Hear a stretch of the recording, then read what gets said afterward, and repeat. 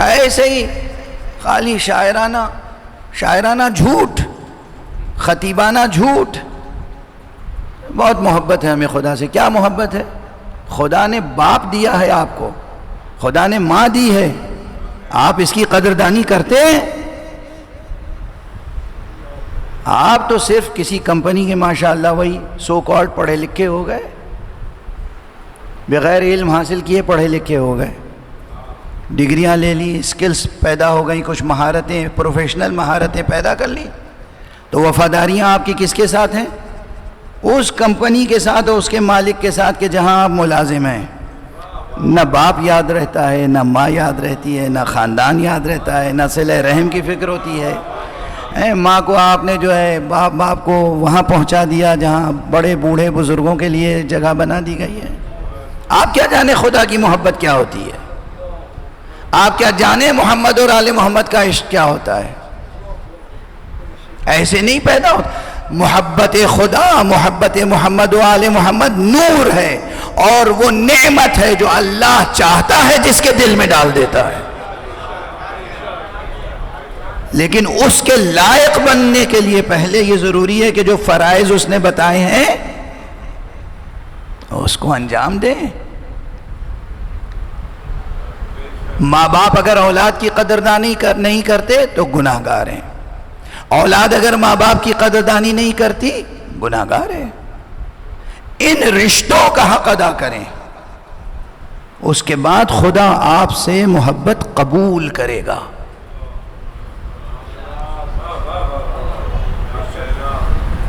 ورنہ آپ جا کے کھڑے ہوئے میں 5 وقت کی نماز پڑھتا تھا اور یہ کرتا تھا وہ کرتا تھا،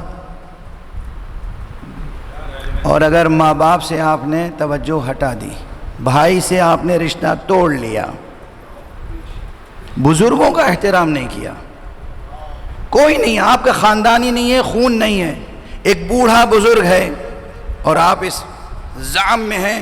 میں اپنی مثال دوں کسی اور کو، میرے سر پہ امامہ ہے، ابا ہے، قبا ہے، یہ بوڑھا بیٹھا ہوا ہے، یہ سفید داڑھی والا، میں اس کے احترام میں کیوں اٹھوں؟ میں اس کا احترام کیوں کروں؟ یہ میری جوتی اٹھاتا ہے، اٹھاتا رہے، میں اس کا احترام کیوں کروں؟ نعوذ باللہ، خدا نہ کرے میری زندگی میں کوئی ایسا لمحہ آ جائے. یہ جوان ہے، یہ بچہ ہے، یہ میرے لیے دوڑ دوڑ کے کام کرتا ہے، میں اس پہ شفقت اور مرحمت کیوں کروں؟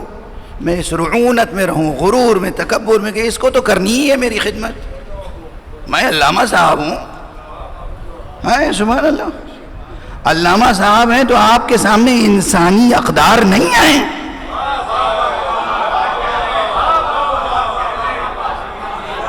آپ علامہ صاحب ہیں تو آپ یہ گوارا کیسے کر سکتے ہیں کہ ایک انسان آپ کے سامنے سجدہ کرے؟ آپ فرعون ہیں، آپ خدا ہیں، آپ محمد مصطفیٰ ہو گئے ان سے بھی بڑھ کر، آپ علی مرتضیٰ سے بڑھ کے ہو گئے. علی ابن ابی طالب نے اپنے سامنے کسی کو سجدہ کرنے کی اجازت نہیں دی، آپ اپنے سامنے سجدہ کروا رہے ہیں. حسین کے ذاکر ہیں، یہ حسین کے ذاکر ہیں، یہ ذاکر ہیں، یہ علامہ ہیں، اور آپ ایسے لوگوں کو برداشت کرتے ہیں. وہ بھی گناہگار ہیں، آپ بھی گناہگار ہیں. کہاں جا رہی ہے تہذیب ازا؟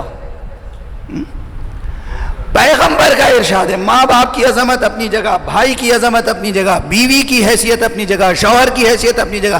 ان تمام رشتوں کا احترام کرنا، ان تمام رشتوں کا حق ادا کرنا محبت خدا کے لیے ضروری ہے. اور رشتوں سے نکل کر بھئی میں اپنے خاندان والوں کا خوب خیال رکھتا ہوں، ان سے کیا میلا دینا؟ پیغمبر کا ارشاد ہے کہ جو ہمارے بزرگوں کا احترام نہیں کرتا وہ ہم میں سے نہیں ہے، اور جو ہمارے چھوٹوں پہ شفقت نہیں کرتا وہ بھی ہم میں سے نہیں ہے. یعنی آپ نے کسی بوڑھے کی بے احترامی کی یا کسی بچے کی بے احترامی کی تو پیغمبر آپ سے بیزاری کا اعلان کر رہے ہیں. اس جرم کی سنگینی کا احساس ہے؟ پیغمبر آپ سے بیزاری کا اعلان کر رہے ہیں، اس کا مجھ سے تعلق نہیں ہے. اس نے ایک بزرگ کی توہین کی ہے، اس کا مجھ سے تعلق نہیں ہے، اس نے ایک بچے کی دل آزاری کی ہے. یہ ہے اسلام اور یہ ہے نصاب ولایت. پہلی چیز نصاب ولایت میں علم، دوسری چیز عزم و ارادہ، تیسری چیز عشق و محبت. بغیر عشق و محبت کے بات بنے گی نہیں.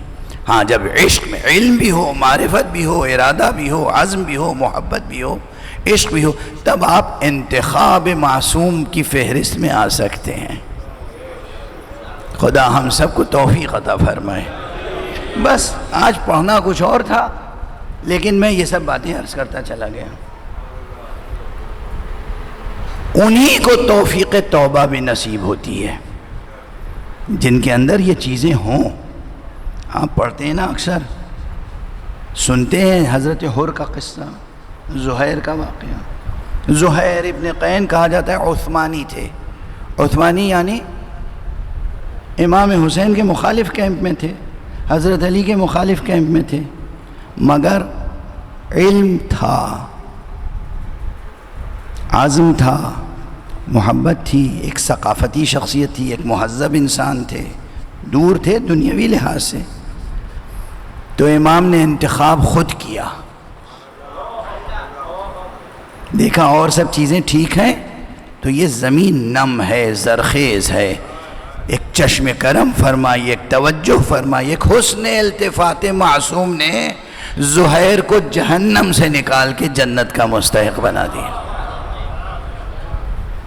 معصوم نے خود بلایا نا، یہ تو اپنا خیمہ الگ لگا رہے تھے. اور اس کے ساتھ بھی یہی ہوا. دیکھیے اگر مجھے یاد آ جائے تو یہ دو مصرے سنا کے آگے بڑھوں. یہ مصرے آپ ہی کے ملک کے ایک صحافی اور شاعر کے ہیں، اسی پاکستان کے ایک صحافی اور شاعر کا جو ابھی زندہ ہیں، ان کا یہ دو مصرے ہیں. دیکھیے کہ کیا فرمایا انہوں نے. وہ فرماتے ہیں کہ میرا حسین ابھی کربلا نہیں پہنچا، میں حر ہوں اور ابھی لشکر یزید میں ہوں. کم سے کم ضمیر بیدار تو ہے. اگر یہ احساس بھی مٹ جائے تو پھر نجات مشکل ہے. بس گفتگو تمام. اگر ضمیر زندہ ہے، اگر معرفت ہے، اگر علم ہے، اگر عزم و ارادہ ہے، اگر محبت کی تہذیب ہے، محبت کی تہذیب، اگر گھر میں آپ سب کو محبتیں دے رہے ہیں، اگر معاشرے میں آپ محبتیں دے رہے ہیں، کسی فرد کو یہ حق نہیں ہے کہ کسی دوسرے فرد کو حقیر سمجھے یا ذلیل سمجھے. یہ تہذیب آل محمد، یہ تہذیب الہی، یہ تہذیب آسمانی، یہ تہذیب مودت، یہ تہذیب آل محمد. تو پھر نگاہ انتخاب میں آ جاتا ہے. میری دعا ہے کہ پروردگار آپ سب کو انتخاب چشم معصوم میں شامل فرمائے. بس گفتگو تمام ہو گئی. جو انتخاب میں معصوم کیا جاتا ہے اس کے مراتب پھر بے قرار ہوتے ہیں. حر کا مرتبہ دیکھ لیجئے، زہیر کا مرتبہ دیکھ لیجئے، دوسرے شہداء کا مرتبہ دیکھ لیجئے.